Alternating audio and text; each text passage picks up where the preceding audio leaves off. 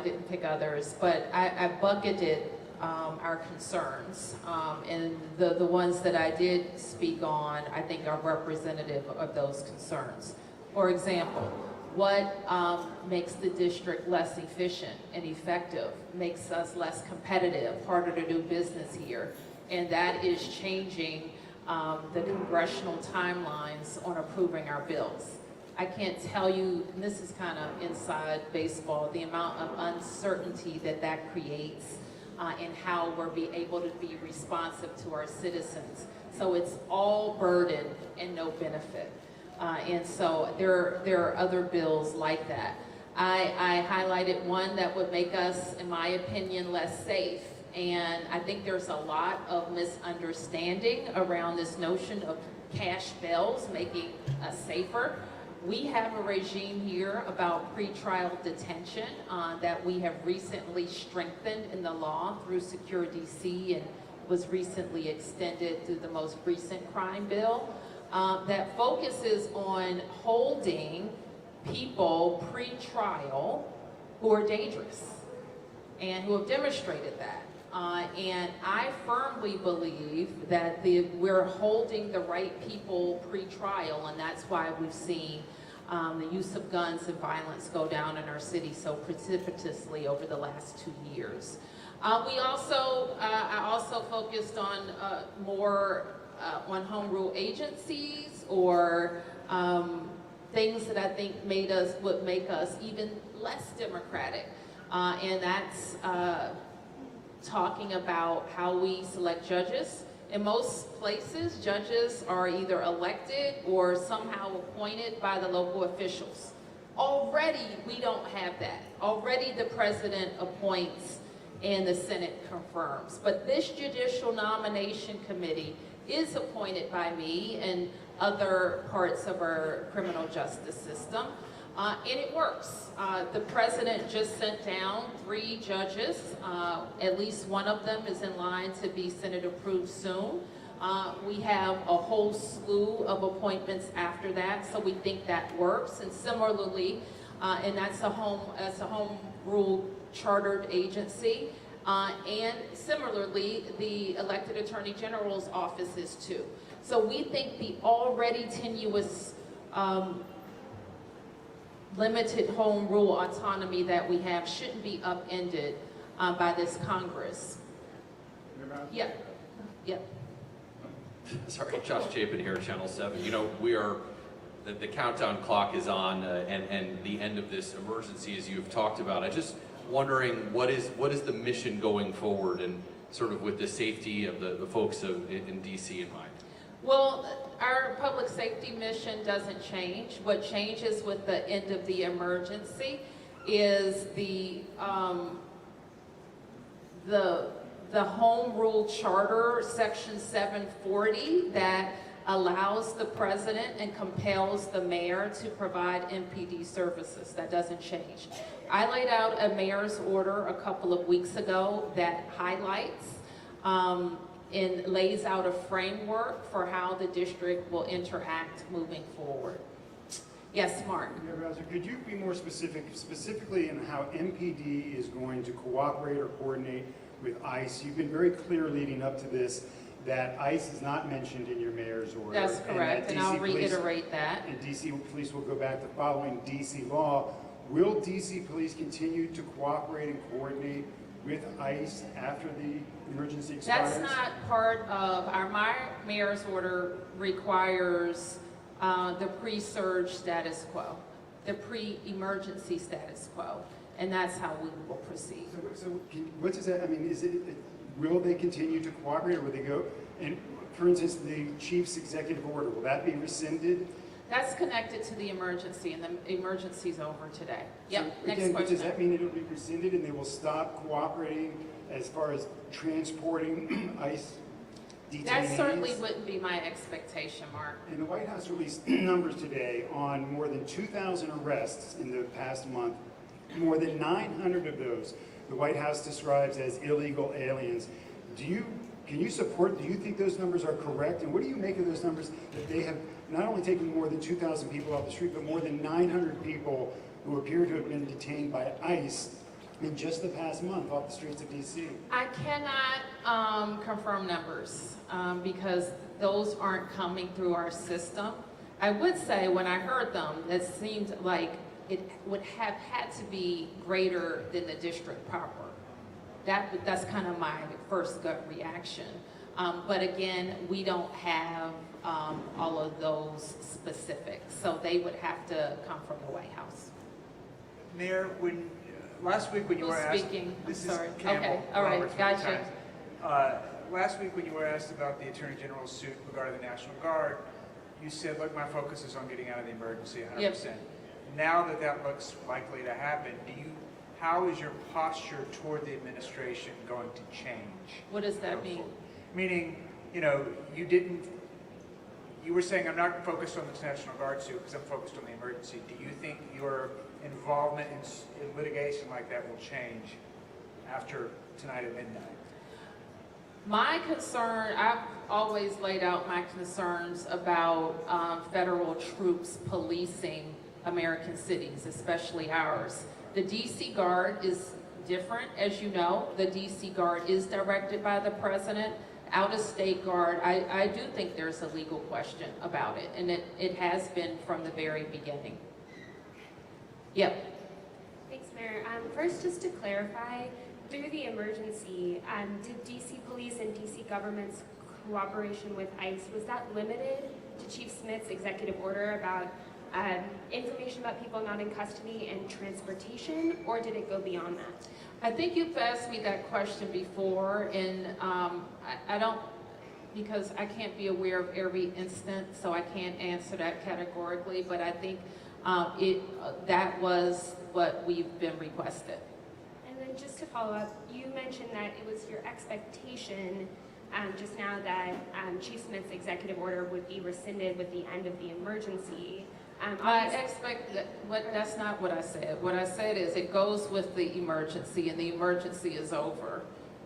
Right, what does that mean? Just what I said. So is it still in effect? Is that executive order still in effect? Will police continue to cooperate Mark, with people who are not custody? I've answered that question. Why are we all confused? Because I'm not sure why you're confused. Because I've said it 5 different ways. And you can ask me a 6th way, and I'm not going to give you a 6th response. The status quo, and this is the last I'm going to say about it. I'm not going to take another question from you about it. The status quo is clear. It changed before the emergency. The presidential declaration compels the mayor to provide MPD services as requested by the president during the emergency for federal purposes. Immigration enforcement is such a service. Immigration enforcement is not what MPD does. And with the end of the emergency, it won't be what MPD does in the future. That's it. Yes. Yes. Mayor Raphael with Channel 9. Have you heard from the federal government regarding your mayor's order? Because obviously you've outlined ICE is not included, but we know Attorney General Pam Bondi kind of prioritized immigration enforcement. And second, have the feds given you a rollout plan? You've laid one out, but have they given you one of when they plan to kind of retract their federal agents from the district? Federal police officers are going to be in the district, okay? Federal police officers can enhance the public safety mission of MPD. So federal police officers will be in the district. Any other officers that the federal government uses could be in the district, but not with MPD. Just the second part, have you heard back from the White House regarding your mayoral order that doesn't include ICE moving forward? Yes. Care to tell us what they said about it? I mean, I think from the Congress and the administration, and I'm talking like people see this framework as a workable framework to get us out of the emergency, as evidenced by the fact that the president didn't try to move a new emergency, and the Congress is not moving to extend the emergency, which they have every power to do. So the framework, my framework, is that path. Yes. Hi, Elizabeth Thomas, ABC News. In light of your ongoing efforts to enrich the arts in DC, can we get your thoughts on the new leadership at the Kennedy Center amid, reportedly low ticket sales and high turnover of employees? I haven't been entirely focused on that. Obviously, the Kennedy Center is an incredible asset to the district. It belongs to the nation, of course, but it is an incredible asset to the district. I sit on the board as I don't know what they call it. I'm a non-voting board member, let me put it that way. And I participate, my team participates in those meetings. And we are, of course, concerned that people from our area, from across the nation, continue to see the Kennedy Center as a place to experience the arts. So I can't be more detailed with you than that because I haven't been recently updated, but we are very, actively participate on the board. Yep. Beatrice Peterson, ABC News. My understanding is you may have met with Attorney General Pam Bondi yesterday or sometime this week. Can you tell me a little bit about that meeting? No. Okay. All right, and then a second question. The Washington Post earlier posted a article saying that internal National Guard assessments warn that the deployment in DC during the federal surge may have eroded public trust in the military. Any thoughts on that? I'm not familiar, I haven't read, I just saw a blurb about that, so I haven't read the article that you're talking about. But let me be clear, when we're talking about the Guard, we're not talking about the Guardsmen and airmen and women. I think we question, as we should, the authority that they have, who they work for, if they're doing law enforcement. The Guardsmen are on orders, especially our DC Guard, who I call on in emergencies all the time. So I do think there is a distinction in the public about these individual Americans who are away from their family serving, and if they should be. And that's a question for political people and legal analysis. Like, now DC's a special case. The DC Guard reports to who? Anybody know?